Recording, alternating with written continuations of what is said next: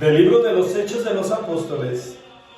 El mismo día de la muerte de Esteban, se desató una violenta persecución contra la comunidad cristiana de Jerusalén, y todos, menos los apóstoles, se dispersaron por Judea y por Samaria. Unos hombres piadosos sepultaron a Esteban e hicieron un gran duelo por él. Entretanto, Saulo hacía estragos en la iglesia. Entraba en las casas para llevarse a hombres y mujeres a meterlos en la cárcel. Los que se habían dispersado, al pasar de un lugar a otro, iban difundiendo el evangelio. Felipe bajó a la ciudad de Samaria y predicaba ahí a Cristo. La multitud escuchaba con atención lo que decía Felipe, porque habían oído hablar de los milagros que hacía y los estaban viendo. De muchos poseídos salían los espíritus inmundos, lanzando gritos, y muchos paralíticos y lisiados quedaban curados. Esto despertó gran alegría en aquella ciudad. Palabra de Dios, te alabamos, Señor. Muy buenos días tengan todos ustedes, hermanos. Pasen el amor de Cristo y fortaleza en el Espíritu de Dios. ¿Cuánta gente que no conoce a Dios puede llegar a dudar de las hazañas, de los milagros, pero principalmente de las obras que Dios puede hacer por medio de los seres que los cuales han confiado en Dios y en su palabra? Así le pasó a Esteban, así le pasó a Felipe, así le ha pasado a muchos santos a lo largo de la historia, que tristemente son poco valorados, que tristemente, mis queridos hermanos, son juzgados, porque hay gente que no cree que esté sucediendo algo tan maravilloso como es lo que se hace en el nombre de Dios. Y así nos puede pasar a todos, que podemos estar predicando la palabra de Dios, podemos estar haciendo muchas obras y podemos estar haciéndolo todo en el nombre de Dios, pero hay gente que no va a creer en ti porque te juzgan por tu modo de actuar o tu modo de vivir. Y lamentablemente, mis queridos hermanos, hay personas que aunque estén dentro del camino de Dios, no conocen lo que es la verdadera misericordia de Dios.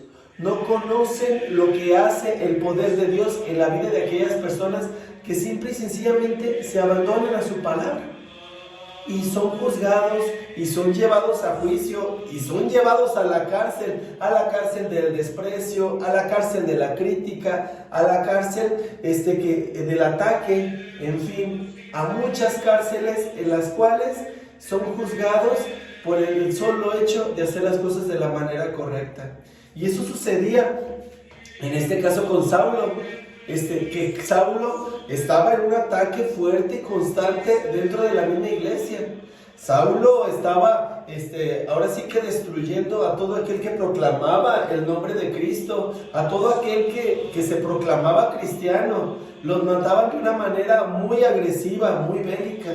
Trataban ahora sí que de callar la fe, pero con eso lo único que hicieron era despertar más el amor de las personas hacia el mismo cristianismo, porque había quienes daban su vida. Y eso, yo creo que más que hablar de la muerte de estos cristianos, debemos hablar de cuánta gente no se convirtió a raíz de estos sucesos. Y así puede llegar a pasar, que muchas de las veces nos dejamos llevar por la parte mala, la parte triste, la parte dolorosa, y llegamos a crear inclusive hasta un grado de rencor ante este tipo de situaciones, pero no nos damos cuenta que todo tiene un propósito verdadero. Y aquellos, los cuales murieron en el nombre de Cristo, imagínate la honra que tuvieron de entregar su vida por el que tanto amaban.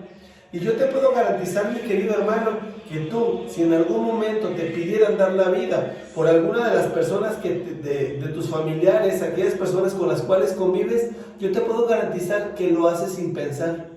Pero si te pidieran dar la vida por Cristo, ahí yo te puedo asegurar, mi querido hermano, que no lo harías. ¿Y sabes por qué? Porque tu amor no llega al grado de querer entregar la vida por Él.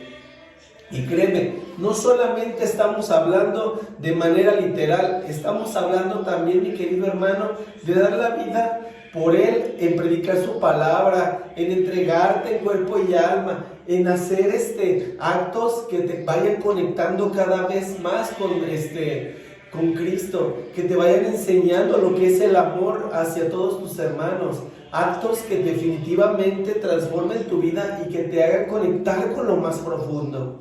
Eso es lo que se te está pidiendo y eso es lo que muchos hacían. Y te puedo garantizar que llegará a tal grado tu amor que no te la pensarás ni dos veces en el momento que te pidan dar la vida por Cristo.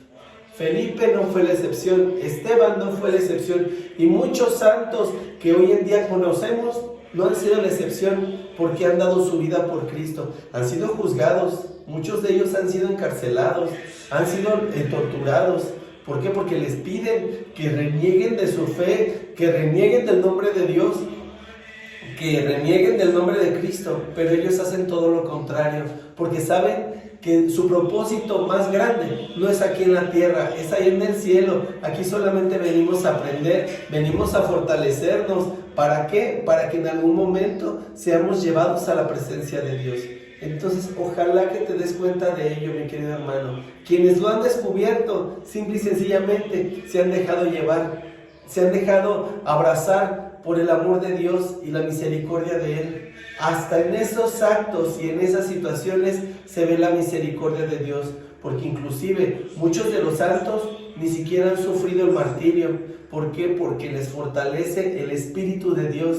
Inclusive quienes han muerto en el nombre de Dios, es sorprendente.